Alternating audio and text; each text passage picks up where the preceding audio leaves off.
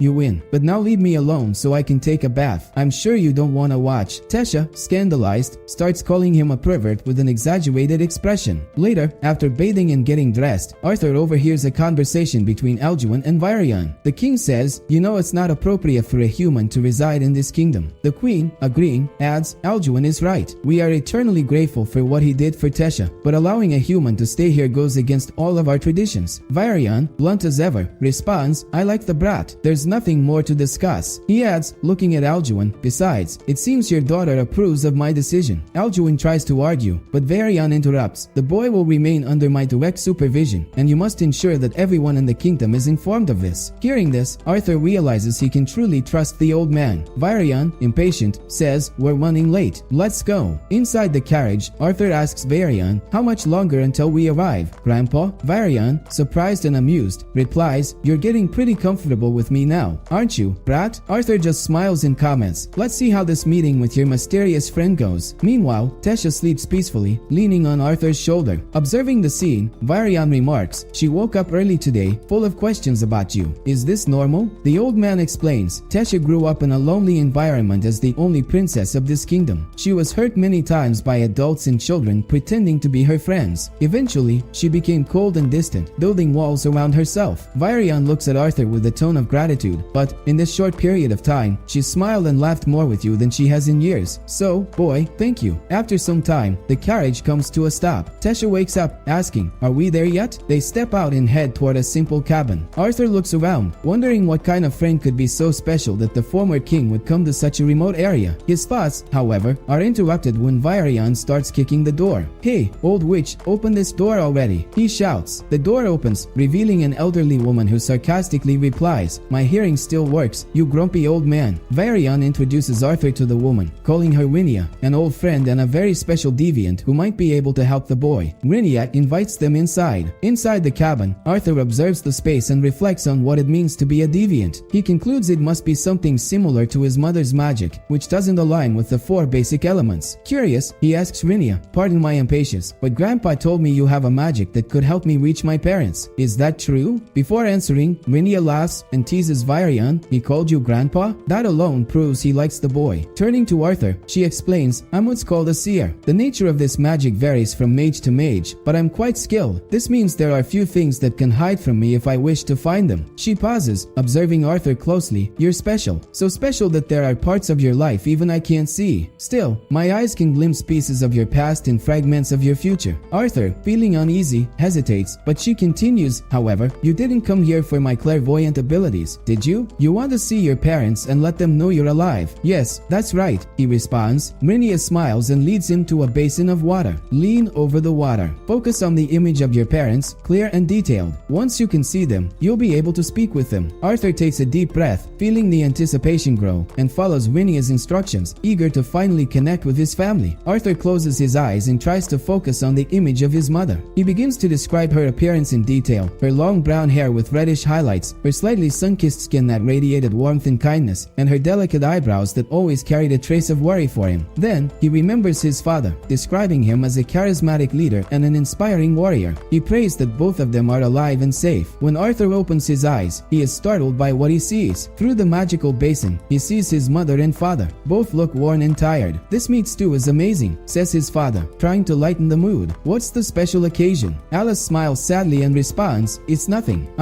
It's been a while since I cooked for you since we moved here." As she tries to sit down, Alice visibly struggles. Her expression reflects a deep sadness as she thinks about the dish that used to be Arthur's favorite. Noticing this, Arthur's father asks, "Is everything alright?" She tries to hide her emotions. "Yes, I'm fine," she says, but her face says otherwise. At that moment, both hear a voice in their heads. They look at each other, confused, until the voice becomes clear. "It's me, your son." Their spoons fall from their hands. The voice continues, "You're probably surprised to hear my voice like this, but I'll explain everything later. For now, I just want you to know that I'm alive and safe." Arthur explains that he survived the fall from the cliff, suffering only a few injuries. He asks them to keep it a secret and reveals that he's in the kingdom of Eleanor, with the elves. "I know this must be hard for you," he says. "It's been hard for me too, but I'm glad to see that you're both okay." He reassures them, "Please, don't blame yourselves for what happened. I'm proud of what I did that day, and if I could go back in time, I would do it all over again, even if it meant my death." Arthur's voice trembles slightly as he continues, "I wish I could come back now, but it's going to take some time. It seems I have an illness that needs to be treated before I can return home. I'm not in danger, but I need to take care of it first." Arthur explains that he doesn't know when he'll be able to communicate with them again. He mentions the deviant helping with the magic and reassures his father, "I'll keep practicing magic and fighting while I'm here. And you'd better be ready, Dad, because the next time we meet, I'm going to win in our fight." He concludes, "Until then, take care of Mom and the baby. I love you both." On the other side, Alice and her husband embrace, overwhelmed with emotion as Arthur's voice fades away. Watching the scene through the basin, Arthur begins to cry. "I knew you'd cry too," he thinks, trying to hold back his tears. Everyone's crying. When the vision disappears, Arthur looks at Varian and says with determination, "I'm ready." Returning to the kingdom, Arthur and Varian are greeted by the king and queen. Before Arthur can proceed, Alduin interrupts him, saying, "It seems my years as king have made me outdated and stubborn." As he tries to explain himself, his wife interjects, "What my husband really means is that he's sorry for earlier. I hope you'll accept our apologies and consider this place your home. Varian watches Aljuan's wise attitude, visibly proud of his son. The king adds, "You are my daughter's savior and my father's first disciple. We want to welcome you properly." Aljuan extends his hand, and Arthur shakes it, thanking him for his generosity. Before they can continue, Tesha bursts between them with a determined tone. If he really feels sorry for Arthur, he should let him play with me outside. I want to show him the city. Everyone laughs, breaking the formal atmosphere. Arthur simply smiles, ready for another adventure with his friend. They exchange glances for a moment. Suddenly, she appears, excited and ready to go. Wearing a hat and carrying a small backpack, she calls him to join her on an outing. Together, the two begin exploring the city, with Tesha eagerly showing Arthur her favorite places. During their walk, a boy bumps into Arthur. He makes a disgusted face, calling him a brute and exclaiming, "Now uncovered in human germs because of you."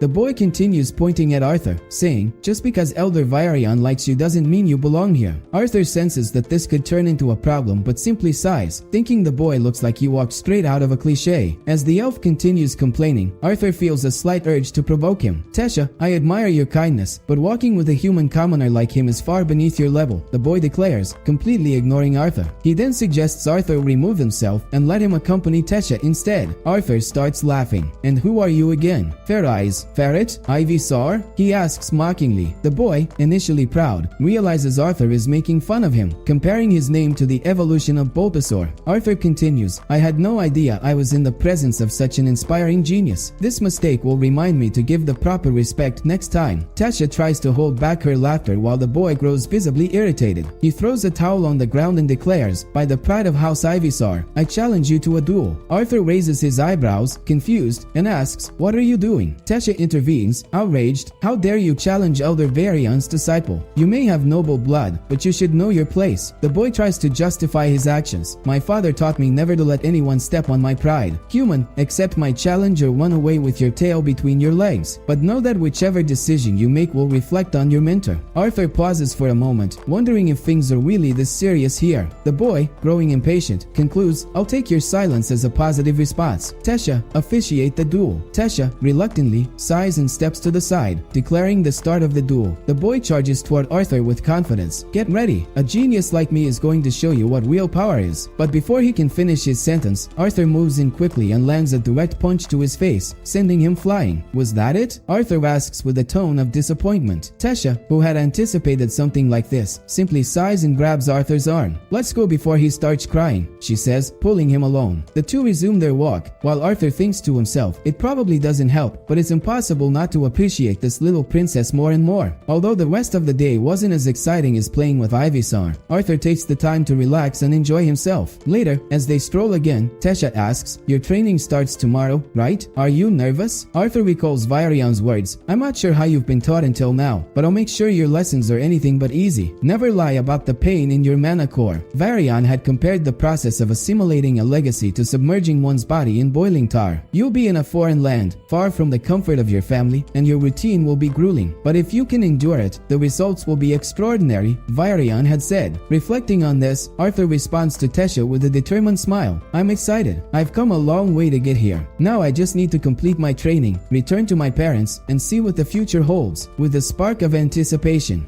In his eyes, he concludes in thought, "I can't wait to see what's next."